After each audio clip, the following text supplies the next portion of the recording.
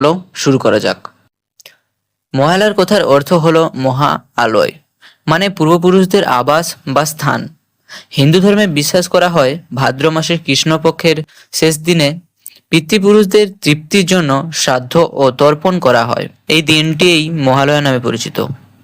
ভোরবেলা গঙ্গার ঘাটে দাঁড়িয়ে পুত্ররা পিতৃপুরুষদের উদ্দেশ্যে অর্ঘ্য দেয়। এটিই মহালয়ার মূল ধর্মীয় রীতি। পুরাণের মতে এই দিন দেবতারা দেবী দুর্গাকে মহিষাসুর বধের জন্য আহ্বান করেন। দেবী তখন স্বর্গ থেকে মর্তে আগমনের প্রস্তুতি নেন, তাই একে দেবীপক্ষের সূচনা বলা হয়। কিন্তু আধুনিক যুগে মহালয়ার ইতিহাসটা একটু অন্যরকম। আজ আমরা মহালয়ার মানেই মনে করি বীরেন্দ্রকৃষ্ণ ভদ্রের কণ্ঠে মহিষাসুর মর্দিনীর কথা। সালটা ছিল 1931। প্রথম আকাশবাণী কলকাতা থেকে রেডিওতে এই বিশেষ অনুষ্ঠান সম্প্রচারিত হয়। সেটা খুব জনপ্রিয় হয়ে ওঠে, আর সেই থেকেই প্রত্যেক বছর ভোরবেলায় মহালয়ার শোনার রীতি থেকে